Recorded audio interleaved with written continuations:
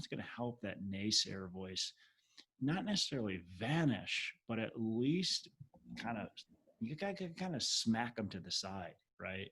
You can't let that naysayer control your brain. You got to smack it. Hello and welcome to Pillars of Wealth Creation, where we talk about creating financial success with a special focus on business and real estate. I'm your host, Todd Dexheimer. Now, let's get to it.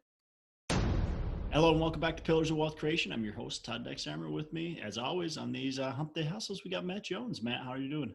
I'm doing awesome. How are you doing, Todd? I'm doing really good. Just fall is here in Minnesota, at least. It's been kind of chilly, but hey, we got a heat wave coming. So that's how Minnesota is, right? We get this like super cold weather. It's like, holy cow, we got to get our jackets out, and we're all wearing our flannels, and then all of a sudden it's like 80 degrees. So hey, that's just how it goes. Nice. Yeah. So anything new in your world, Matt?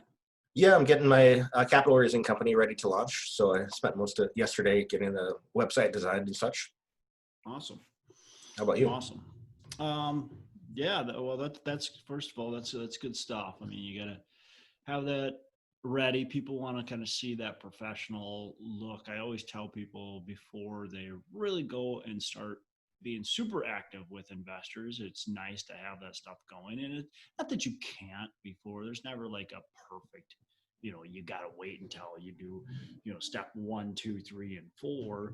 But, it's nice to have it up as quickly as you possibly can, because it's a great resource to send people to. And then for you, I think the most valuable thing is you've got this book launch going. Well, you need a place that's a landing page, because if people want to find out who you are, where, want to learn more about you, that's really important. When I first started going on podcasts, I didn't have any of that. Like, I didn't have a website. I just said, check out my social media, because I didn't have anywhere to drive people to go to, and I missed out on likely a lot of potential opportunity with investors and with just building relationships, because I really didn't have a great place to drive people to. So, having that professional website, having resources for people to see, super valuable. So that's awesome. For us, new going on, I mean, it's there's nothing crazy new. We've got some deals we're working on, a couple different deals we're working on, so that's exciting. Working on the launching a second kind of mastermind group, so that's exciting. So we do these small kind of groups, 8 to 10 people, get on a call and really hash through a lot of what's needed in multifamily education stuff, and then just a enjoyable group to be a part of. So getting the second one going, and hopefully continue to build on that as well. And I'm in your first mastermind, so I can attest that there's tremendous value to be had by joining it. That's good. I'm glad we're getting some value. I want to keep on trying to figure out different ways to add more and more value. How can we do more for everybody, and really trying to bring that community aspect together. The idea behind these groups, it's not only the education, because that's really important. We want to make sure everybody's ready to go and they feel like, yeah, I can get this deal done when I get a deal, and I know how to find a deal, right? But then we also have other people to potentially partner with, that bring into our deals. However we want to work together, we've got our own little network. So I want to continue to try to build that, so work the masterminds together, and create it more of a community, so people feel like, hey, we've got all the resources we need, because that's really important when we're talking about multifamily investing. Like, do we have the right resources and people in place to be successful? I was on the phone a lot over the last couple of days with potential investors, and that's one of the biggest things I hear over and over that they ask is, who's on your team? What's the success of your team? Who's your property manager? Who's your lender? Who are your partners? That's really important to understand and know that you've got to have really strong people in place. And being part of a group like this, I think, helps bring that together. Yep. Well, so let me transition to our topic for today. Let's do it. And last week we talked about handling the naysayers in your life, but I didn't mention my biggest naysayer in my own life. Uh-oh. It's myself. You know, I've got this inner voice that tells me like things like, you know, you don't deserve to be successful, or you're not good enough, or you know, you don't have enough money, or you don't have enough resources, or you're too shy, or whatever. It was just this long litany of things, and it knows, you know, my inner voice knows just what to say to me to bring me down, to discourage me. So today we're going to talk about how to handle your own inner naysayer.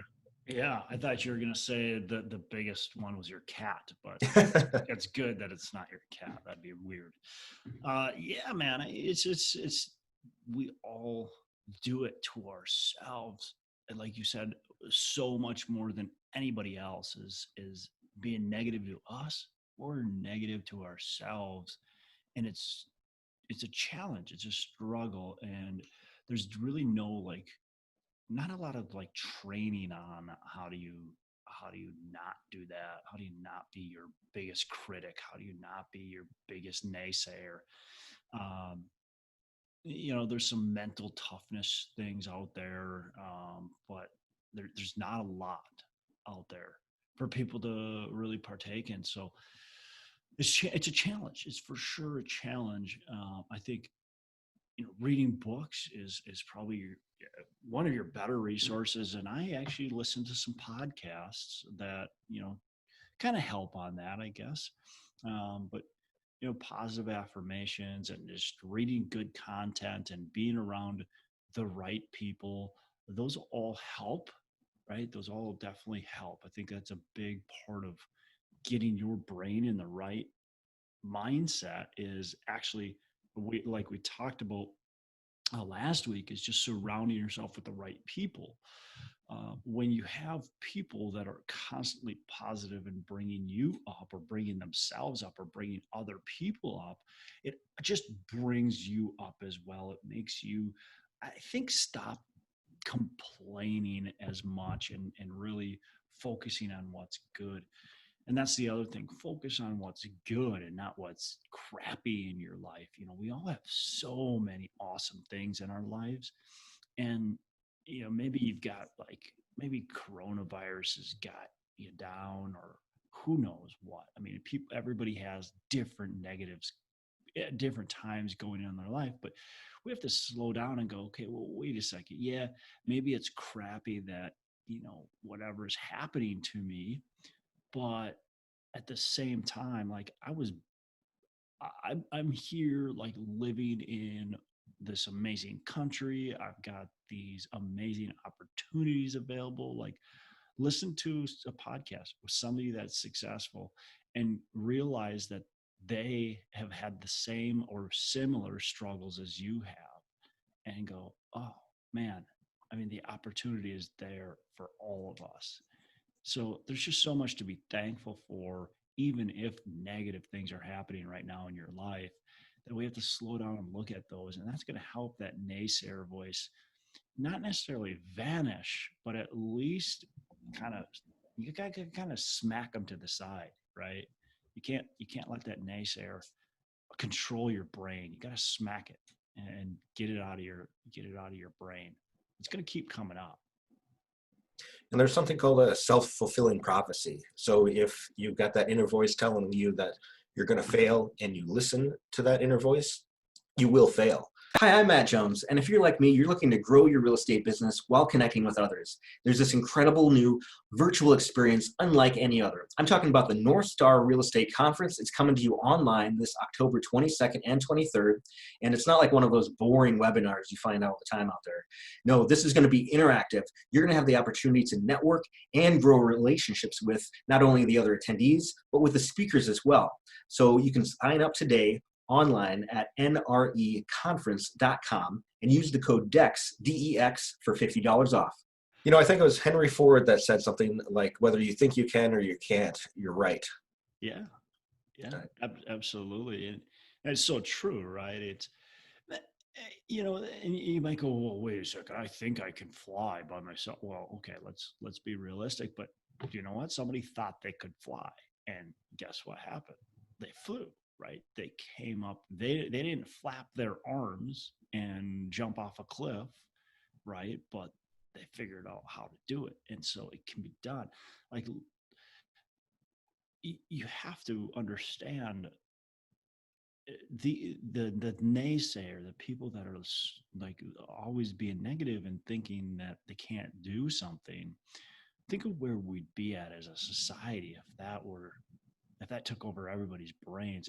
We're blessed it hasn't, right? I mean, we can fly across around the entire globe in a few hours, right? We can fly to the moon. We can have this little tiny device in our hands that can just do amazing things. Like we would never think about that 40 years ago. Like blow your mind away. Watch Back to the Future, right? When they go into the future, and that was made in like the 90s or 80s, late 80s, 90s. I can't remember when it was, but you know, they go into the future, right?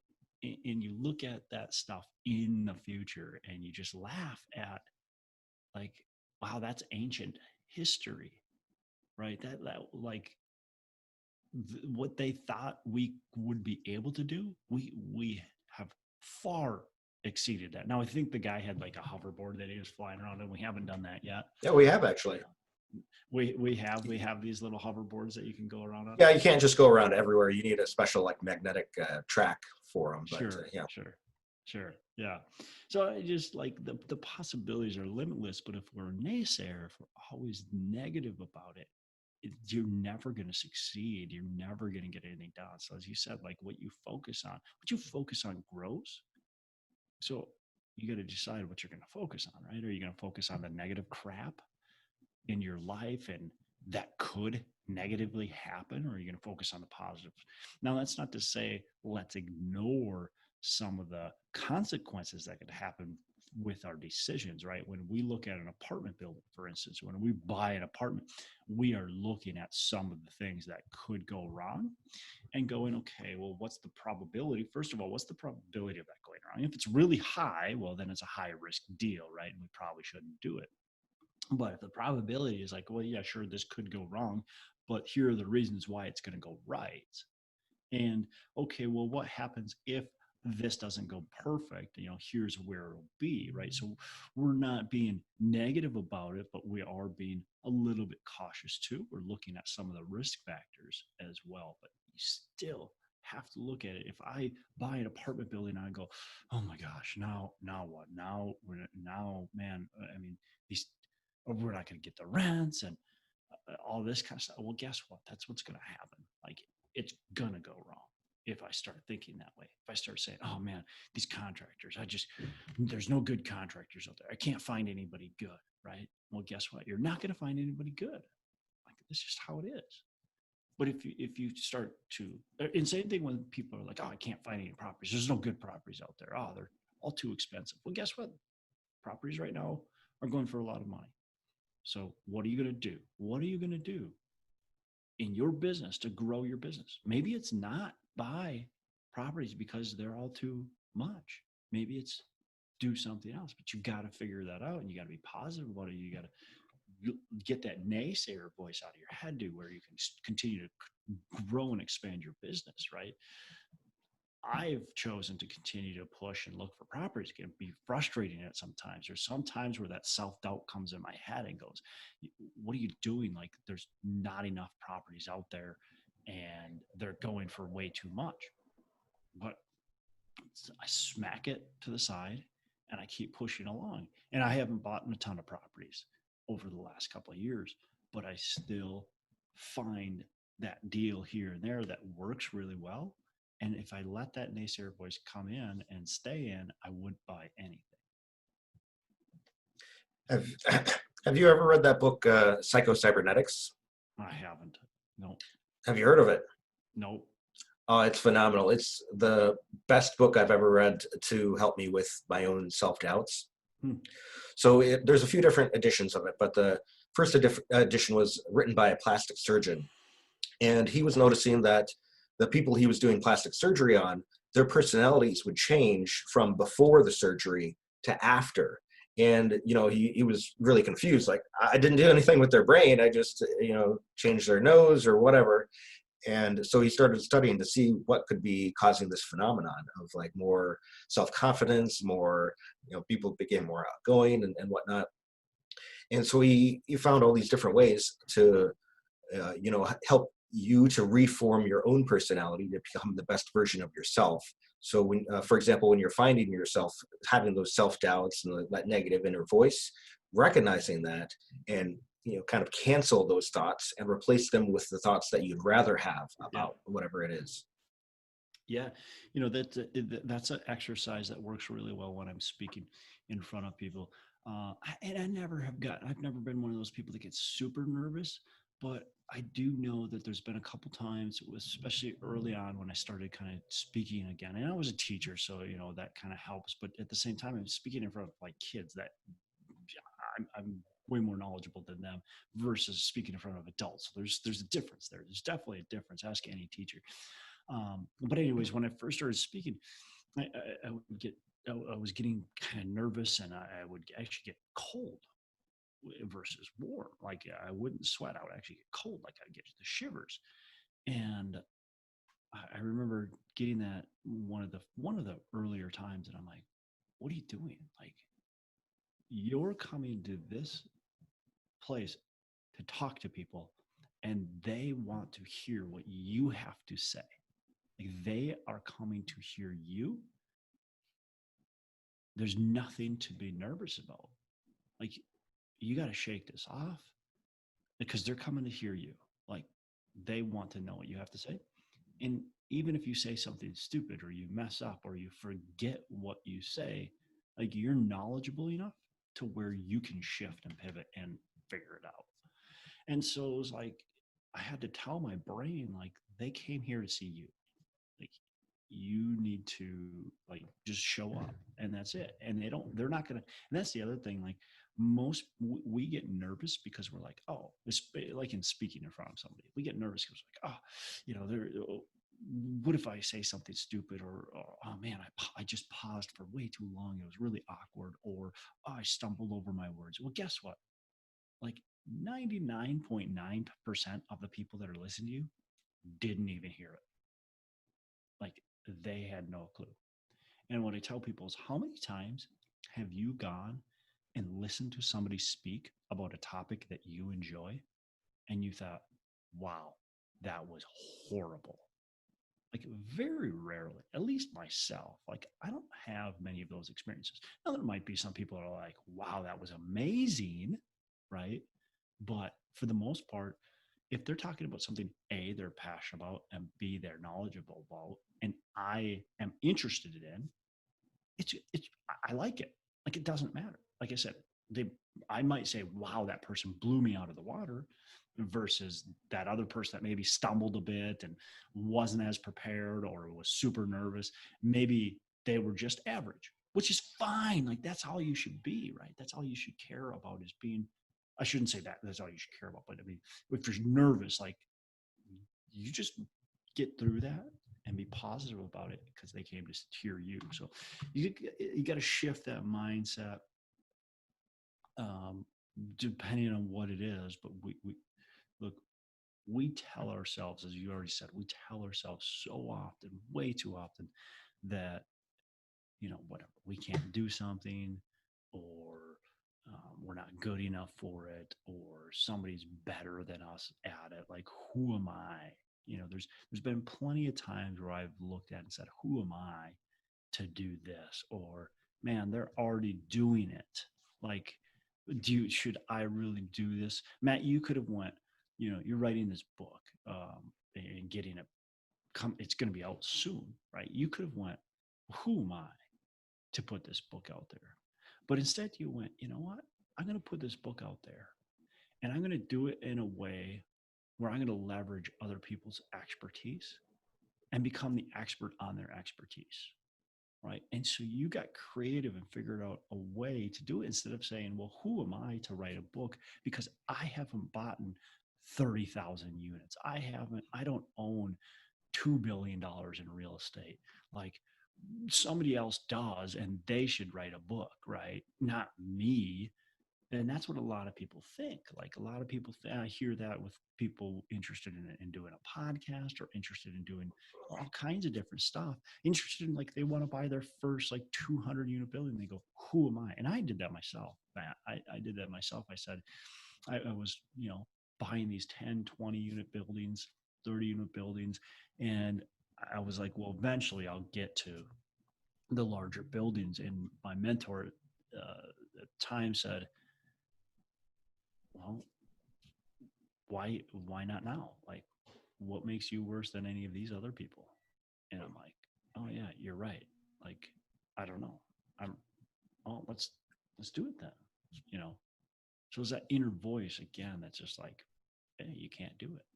So I think that the key thing to know is that you don't have to live with this, inner self depths that you have. Yeah. And like you said, we all have them. You can replace those with the kind of thoughts that you want. I really recommend reading the book Psycho-Cybernetics. My favorite one is the middle version, the Psycho-Cybernetics 2000, to learn the skills of how to replace your negative thoughts. You can do it. You just have to learn how, or you can just start doing it on your own, I suppose, too. Yeah. No, I think having a guide. Look, always having a guide is easier, right? And it's probably more, not even easier. It's just more productive, and you probably get better results because if you're trying to do it on your own, well, you're already doing something that somebody else has done. Why not take advantage of the techniques instead of going through years of trying to figure out the techniques and failing and changing, and then you take a book like that, you use their techniques, and then you slightly alter them to become your own techniques. There's I had Andy Frisell on, and he's a big mindset mental guy, and he's got that. I'll say it wrong because I said it wrong before, but 75 hard program, and that's meant to be a mental thing. And I don't know. I mean, it's good. It's for people who want to. It's very time consuming. If you want to do it, just so you know that, so you're very aware of coming into it. If you're going to do it, it's 75 days, but it's very time consuming. And that was probably the biggest challenge for me is the amount of time it took, not necessarily the mental challenge, but it still provided some good mental challenge. It was still good activity, I think, that stretches your brain, stretches your mental capacity. He talks too a lot about the mental aspects and how we psych ourselves out, how we are our biggest enemy, and we can't we don't follow through with things, and so the more we don't follow through with something, the weaker it makes us, basically. Um, I think that's important as well. Like when you're trying to improve your mental state, you've got to follow through with things. You've got to have these goals, these challenges, and that you push yourself through, that you do it regardless, like no matter what. And that's what I liked about the hard 75, 75 hard. See, I'd say it backwards and forwards all the time. he yelled at me for it on the podcast. He got really mad and offended, which whatever. He gets a little excited about things, but that's all right. But it's good because it just pushes your brain, because your brain's going to tell you like, oh, this is taking up a lot of my time, or oh man, who do I really need to do these 2 workouts today? Like, and you got to follow through. And if you follow through with it, that's what stretches your brain and gets it to that different mental capacity. And that's the point of that program, so I enjoyed it. I was going to do it again, and he yelled at me again for that. I said, hey, I got to do it, but I'm going to change it, which, you know what, again, like I don't care. Like, yeah, he didn't like the idea that I changed it, but I didn't do the program because it was his program. I didn't do the program because it was him. I did the program because I thought it was going to be a uh, good thing for me. I thought it was going to stretch my brain, and I altered the program because I thought I was going to do the same thing. So again, I niched it to me, to work for me, and it's even more challenging the second time because I've made it my own and I've pushed it to the next level where he said, forget it. You can't, you got to do it my way or nothing. That's fine. That's his opinion. But you've got to realize what's going to work for you and what can you do to challenge yourself even further and make that your own and own it. Yeah, and like like anything in life, the more you do something, the better you get at it over time. Mm-hmm. And the more that you work on replacing your negative self-doubts with positive thoughts, the easier it becomes too. Yeah, absolutely. Absolutely. It's all about habit it's all about continually work on yourself and realize that like you're never going to be perfect, but you got to figure out what it is that's going to work for you. For me, a big part of it for me is prayer. Like I'm, I believe in God and, and that's part of my belief system. And so prayer for me is a big part of being able to work through some of those challenges. And maybe it's not prayer for everyone, and that's okay. So what is it for you that's going to work in your brain, in your mind, in your life, that's going to get your naysayer voice out? It's going to be able to slap it to the side and be able to push forward, right? You've got to figure out the tools that work for you. Exactly. And don't let anybody else tell you what those tools are. Cool. Anything else on this topic, Matt? No, that's it for today. So say the name of that book one more time. Psycho-Cybernetics 2000. I'll put it in the show notes. Psycho-Cybernetics. It sounds like some like techie book, man. Yeah, it's a weird title, but great information. Great information. Okay. Kind of like if you want to win friends and influence, or if you want to win friends and influence people. Yep. Yeah. A weird title, but great information. Yeah, and there's a lot of books out there, and one of the things that I would recommend, we can all read I read all kinds of different books. I'll read real estate books, I'll read business books, and I'll read mindset books. And I think that's really important to shift the types of books you're reading. I'm always constantly going through different books. So now most of the books I read are business type books, trying to figure out, okay, how can I put different systems, processes, different things in place, just grow my business principles. How can I do that? Okay, in my business. And then the next one is that mindset, that how do I shift my mindset? How do I get that naysayer voice out of my head? How do I better improve my overall health and wellness? Those are the two books I'm reading, and I'm constantly shifting between the two, and just how to basically become a better business owner, and just overall, how do I grow my life and to be better? And that includes getting rid of that voice that's going to tell you you can't do this stuff, like, because I don't know, for whatever reason we think we can't, like somebody else is better than us. And then, I think I said this last week, when there's never been a time where I've actually truly got to know somebody that I said, whoa, they are a superhuman. Like, they might be awesome, impressive, but there's never a time where you're like, wow, I could never do what they do. Like, I could never come close to being as awesome as they are. I could never do what they do. It's just never a time where that happens. Now, maybe you're like, wow, they're super smart. Like, I don't have the knowledge in technology that they have, or I don't have the knowledge in this that they have. Well, that's okay. Like, we can find people that have the knowledge, right?